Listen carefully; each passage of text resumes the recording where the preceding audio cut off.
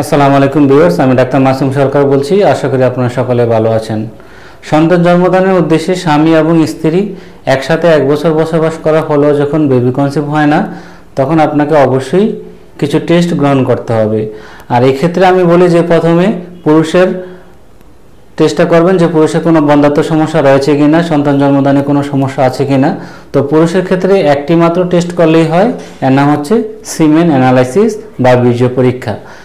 এই বীর্য পরীক্ষার আগে আপনাকে অবশ্যই কিছু করণীয় বিষয় রয়েছে, এই বিষয়গুলো মানতে হবে, তাহলে টেস্টের রিপোর্টটা ঠিকভাবে আসবে, আর না হলে ঠিকমতো আসবে না।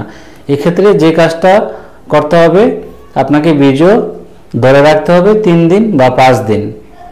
তো 3 দিন বা 5 দিন সহবাস করা যাবে না, আর এর মধ্যে যদি স্বপ্নদোষ হয় তাহলে আপনাকে আবার 3 থেকে 5 দিন অপেক্ষা করতে হবে, তারপর সিমেন অ্যানালাইসিস করার জন্য হসপিটালে যাবেন।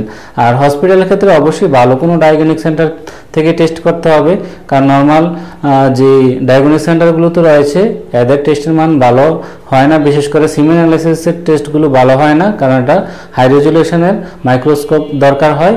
এই জন্য আপনারা অবশ্যই ভালো কোনো ডায়াগনস্টিক সেন্টার থেকে বা ল্যাব থেকে পরীক্ষাটা করবেন।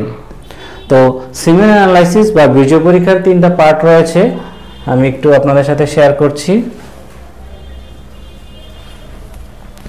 বীর্য পরীক্ষার নাম হচ্ছে সিমেন অ্যানালাইসিস। এই নামটা যদি আপনি কোনো ডায়াগনস্টিক সেন্টারে বা হসপিটালে গিয়ে বলেন যে আমি এই টেস্টটা করতে চাই, তাহলে আপনি করতে পারবেন, অথবা আপনার নাম এবং বয়স লিখে যদি আমার হোয়াটসঅ্যাপে বা ইমোতে পাঠান, তাহলে আমি আপনাকে প্রেসক্রিপশন করে দেব, আপনি টেস্ট করাবেন এবং টেস্ট করানোর পর যখন রিপোর্টটা পাবেন আমাকে পাঠিয়ে দেবেন, আমি ফ্রি দেখে দেব যে আপনাদের কোনো সমস্যা আছে কিনা। তো এই সিমেন অ্যানালাইসিস রিপোর্ট আপনি নিজেও দেখতে পারবেন।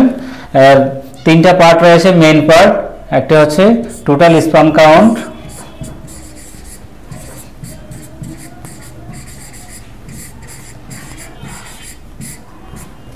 এটা মিনিমাম 60 মিলিয়ন থাকতে হবে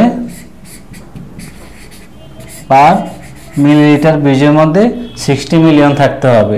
তো আপনার রিপোর্টের সাথে আপনি এটা মিলিয়ে দেখবেন যে আপনার শুক্রাণুর পরিমাণ এই 16 মিলিয়ন আছে নাকি আর কম আছে না বেশি আছে। এই 16 মিলিয়নের চেয়ে বেশি থাকতে হবে, যদি কম থাকে তাহলে অলিগোস্পার্মিয়া বা শুক্রাণুর পরিমাণ কম বোঝাবে। অ্যাক্টিভ মোটিলিটি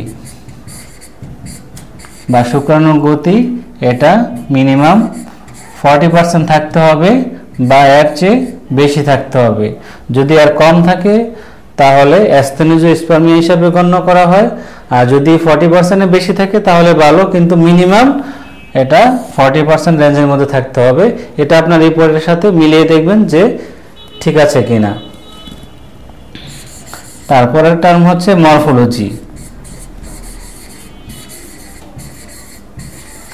এটা মিনিমাম 4% নর্মাল থাকতে হয়, যদি এর বেশি থাকে তাহলে ভালো, আর যদি কম থাকে তাহলে শুক্রাণু গঠনের সমস্যা, সেক্ষেত্রে ট্রিটমেন্ট করতে হবে। তাহলে এই 3টা ফরম্যাট আপনার রিপোর্টের সাথে মিলিয়ে আপনি নিজেই আপনার রিপোর্ট দেখতে পারেন।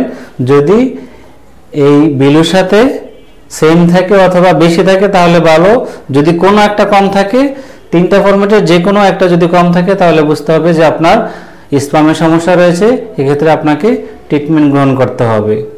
তো নারী এবং পুরুষের যে কোনো বন্ধ্যাত্বের জন্য আপনার হোমিওপ্যাথিক চিকিৎসা গ্রহণ করতে পারেন, আমরা হোমিওপ্যাথিক চিকিৎসা দিই।